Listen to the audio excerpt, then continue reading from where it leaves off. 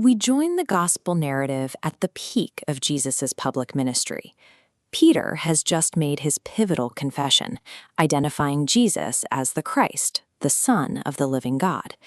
Immediately following this declaration, Jesus introduces a jarring new direction. Matthew 16:21 records him explaining that he will go to Jerusalem, suffer at the hands of the religious leaders, be rejected, and be killed. This created massive cognitive dissonance for his followers. They expected a Messiah who would exercise military power to defeat their enemies and establish a visible kingdom. A king who intended to walk into a fatal trap was a concept they couldn't reconcile with their traditions. Jesus uses the word must to signal that his death is a calculated theological necessity. He defines the cross as the requirement of a redemptive plan, placing it far beyond the realm of coincidence or tragedy. This presents us with a profound mystery. Why would a Messiah with supernatural power claim that his own brutal execution was the only possible way for his mission to succeed? To understand the must, we have to test alternative ways God could have addressed the human condition without the cross. If humanity's core problem was simply ignorance, Jesus could have acted strictly as a teacher. He would have delivered knowledge, corrected our misunderstandings, and avoided death entirely. If our issue was merely a lack of discipline, Jesus could have served as a flawless moral example. However, the text suggests that human religious effort and good works are structurally inadequate to repair the human state. The text offers a more severe diagnosis. The core problem is sin and a total separation from God. Because human effort cannot bridge that gap, Christ had to become the mechanism to bear the consequences of that sin and open a clear path for reconciliation. The cross was not a reaction to a political assassination gone wrong. We find its blueprint recorded centuries earlier in the Old Testament, in the writings of Isaiah. Isaiah introduces the concept of an innocent suffering servant, a figure who intentionally bears the iniquity of many, absorbing a penalty on their behalf. The cross is the specific intersection where two divine attributes meet. It satisfies the requirement for absolute justice by answering for the debt of sin, yet does so through an act of boundless love, where the judge takes the penalty upon himself. This is the point where both values are perfectly fulfilled. Jesus understood this specific redemptive mechanism. His deliberate march toward Jerusalem was a move to execute this plan. The cross was never a detour that interrupted the mission. The cross was the mission. Jesus conquered sin by walking directly through suffering. He moved into the center of the storm to break its power from within. The resurrection on the third day serves as the proof that the sacrifice was successful. It demonstrates that death did not have the final word. This mechanism shifts the requirements for the believer. Christianity cannot be reduced to an admiration for a powerful teacher. It requires belief in a crucified and risen Christ. It also reframes how we see Jesus. We cannot truly understand his miracles or his teachings until we view them through the lens of his sacrifice.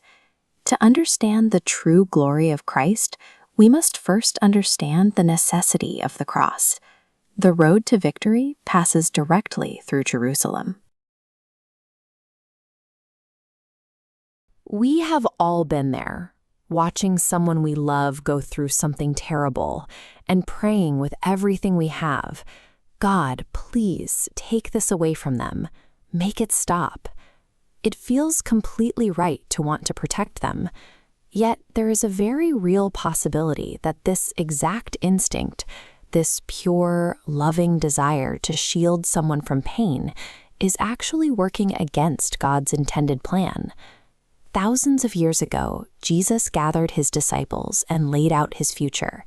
He told them clearly that he was going to suffer, be rejected, and eventually be killed. Peter, his closest friend, pulls him aside to rebuke him. Out of deep loyalty and fear, Peter says, "Far be it from you, Lord, this shall not happen to you." He simply wants to protect his master. But Jesus delivers some of the harshest words he ever spoke to a disciple. He looks at Peter and says, "Get behind me, Satan. You are an offense to me." This is a staggering response. It forces us to ask how a genuine human desire to protect a loved one from suffering can be classified by God as a spiritual offense. The disconnect happens because Peter had the right title for Jesus, but the wrong job description. He knew Jesus was the Messiah, but he completely misunderstood what the Messiah actually had to do. Look at Peter's expectations mapped here. Starting with the Messiah, human logic demands a path straight to glory. You see this harsh barrier blocking any path involving a cross. Watch as this blocked path becomes a bypass, moving straight to the crown while circumventing the cross. This is the exact temptation Jesus faced in the wilderness. In that wilderness, Satan offered Jesus the reward of all the kingdoms of the world if Jesus would simply skip the road of obedience and suffering. When Jesus tells Peter he is an offense, he uses a Greek word that literally translates to a physical stumbling block or an obstacle placed in a path. Jesus was addressing the spiritual direction of Peter's statement. He recognized that this well-intentioned human love was acting as a barricade, trying to block Jesus from the mission he came to accomplish. To understand why Peter and Jesus were so at odds, we have to recognize that God evaluates the exact same historical events using completely different metrics than we do. We see this visually. When the cross passes through the human lens, the data points are stark. Peter saw finality, a net zero, absolute defeat. But run that exact cross through the divine lens, and the output changes. Instead of a flat line, you get exponential growth. Where Peter saw death, God saw redemption, resurrection, and victory. This story captures a direct collision between limited human logic and infinite divine wisdom. Jesus summarized the rule perfectly. The things of men prioritize avoiding pain at all costs. The things of God prioritize redemption, even when it requires sacrifice. We carry that exact same dangerous mixture of genuine love and flawed human expectations today. We frequently expect to experience spiritual victories while simultaneously trying to avoid any personal sacrifice. It is easy to believe that God has the raw power to alter our difficult circumstances. That is the baseline of faith. But mature faith trusts that God's overall will is wiser than our limited human understanding of what constitutes a good outcome. When we face hardship, our first instinct is to pray for the situation to change, to ask God to take the obstacle away. The shift happens when we stop asking God to change the circumstances and start asking what deeper purpose He intends to accomplish through them. The deepest expression of faith involves recognizing that true obedience often requires deliberately stepping towards the very discomfort our human nature instinctively tries to avoid. We usually define power by the ability to control a situation.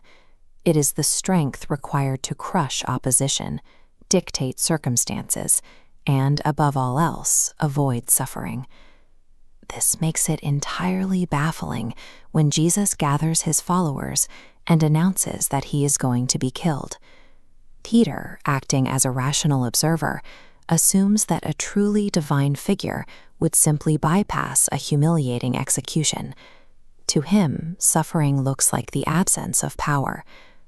The Apostle Paul would later observe that without the proper context, the idea of a defeated Savior sounds like complete foolishness to the rest of the world. Why would an all-powerful entity willingly march toward a public execution and a seemingly final defeat? To find the answer, we have to dismantle our human instincts regarding what actually constitutes a victory. The cross was not an accidental tragedy. It was a mechanical necessity required by a specific problem in the human condition. If humans could save themselves through strict morality, religious performance, or good works, then an execution would have been entirely unnecessary. The gospel defines sin as a catastrophic fracture, a break that completely severs the relationship between humanity and God. This total separation means humanity lacks the capacity to bridge the gap. Any solution has to come from an external, divine intervention. The cross acts as a calculated response to this fatal condition, serving as the only intervention that could actually repair the damage. Jesus walks towards the cross as the architect of a rescue mission, choosing a path of apparent defeat to fulfill a specific purpose. He steps into that void to act as a substitute, personally absorbing the severe consequences of the fracture. This act of substitution opens the way for a complete reconciliation between humanity and its Creator. But the story does not end with a grave. On the third day, the narrative takes a sudden historical pivot. Most religions are built around the memory of a great teacher who died. Christianity instead proclaims a Savior who is actually alive. The resurrection is the evidence that the grave and death had no power to hold the Son of God. While the cross addresses the problem of sin, the resurrection announces a final, undeniable victory over death. This creates a new definition of glory. True power is now demonstrated through self-giving sacrifice, where victory is achieved by walking through death. This theology provides a daily framework for believers. It is the practical meaning behind the command to take up one's own cross and follow. We should be careful to note that suffering is not automatically holy on its own, nor is it a sign that God has abandoned the person experiencing it. Instead, God utilizes difficult seasons to transform character, expose our dependence on Him, and build a deeper spiritual maturity. Our natural instinct is to ask God to remove the hardship immediately. Faith learns to ask a different question. Lord, what are you doing in me through this? Peter's initial panic is a universal human struggle. We all find it difficult to trust a road we do not understand.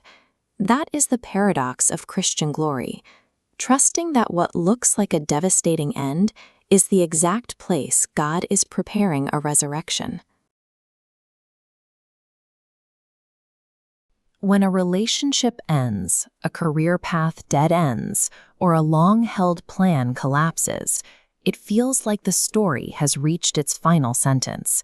The structure you built your life around simply breaks apart. The instinct in that moment is uniform. We look for an exit to avoid the pain, or we demand an explanation for why the collapse happened in the first place. This reaction reveals a quiet assumption built into modern faith, the belief that following God acts as a cosmic insurance policy. We expect obedience to guarantee a protected, comfortable life, insulated from real suffering. That expectation sets up a crisis of faith when reality strikes. Spiritual maturity requires moving past these safe assumptions. You can see this collision between human expectation and divine reality in the Gospel of Matthew, chapter 16. The disciple Peter has just hit a spiritual peak. He correctly identifies Jesus as the long-awaited Messiah, showing he understands the identity of his leader. But then Jesus pivots, predicting his own arrest, suffering, and execution. The disconnect is severe, so severe that Peter pulls Jesus aside and rebukes him for even saying it. Jesus delivers a sharp correction. He tells Peter that his mind is set on the things of men rather than the things of God. This shows that grasping one truth about God does not grant an understanding of his entire strategy. Peter knew exactly who Jesus was, but he still had to learn how God operated.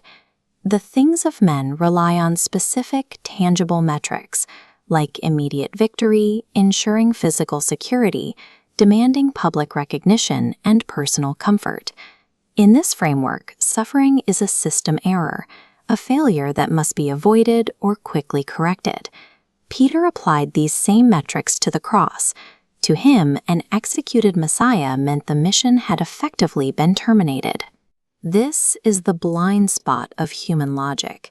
It desires the victory of the crown while rejecting the agony of the cross required to get there.